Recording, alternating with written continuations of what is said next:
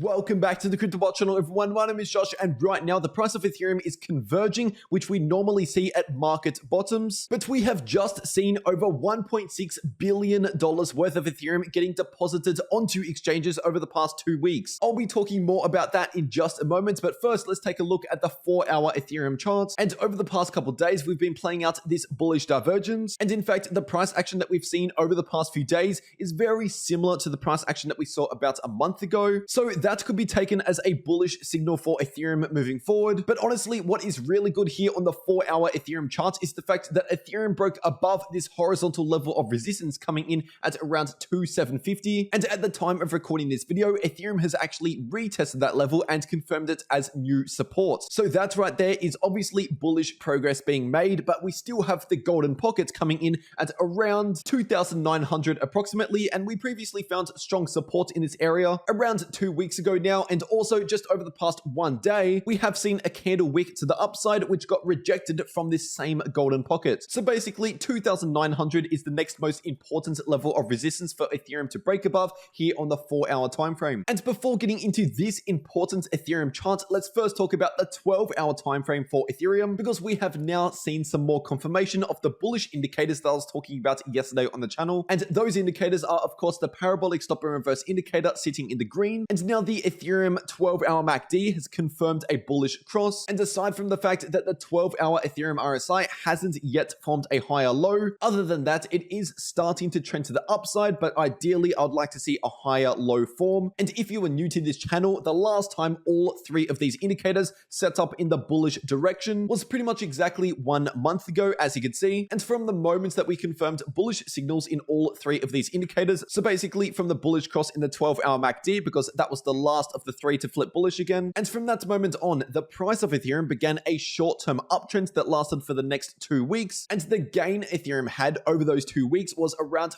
42% to the upside. Now, I want to make it clear that I do not expect the exact same 42% gain over the exact same 2-week time period. But now that we have all 3 of these indicators at least pointing in the bullish direction, then it would simply make sense that Ethereum is potentially beginning a new shorter-term uptrend in the price. And looking at some important levels of support and resistance on the daily time frame, looking in the VPVR indicator, only just a few days ago, we saw a massive bounce from this important range of support, starting at around 2,500 and going down towards around 2,000 US dollars. And our next significant range of resistance in this indicator starts at around 3,100 and goes up towards around 3,500. Now, taking a look at this Ethereum chart, it is still on the daily time frame, and it is very interesting because what we have seen over the past 1 year, anytime the price of Ethereum has a significant pullback, the bottoming out phase, if you want to call it that, is basically the Ethereum price converging in on itself. And you can see here that this has happened twice within the last 1 year in both of these significant pullbacks. And in fact, if I zoom much further out on the chart, this isn't even unique to the last 1 year. If we're looking back at the end of the 2018 bear market, we saw a very similar thing. Basically, the price action converging in on itself, forming some sort of triangle pattern. We also saw something very similar to that at the bottom of the March 2020 crash. And the same thing goes for the correction that we saw in September 2020. And if you're looking at the current Ethereum price action, pretty much ever since the beginning of this year, Ethereum has obviously been forming one of these massive converging patterns, this triangle type pattern. And once again, as I just showed you, this regularly happens when Ethereum is in its bottoming out phase after a significant pullback to the downside. But the recovery back to the upside only really gets confirmed after we break above the top line of resistance. And this line of resistance for Ethereum is coming in at just above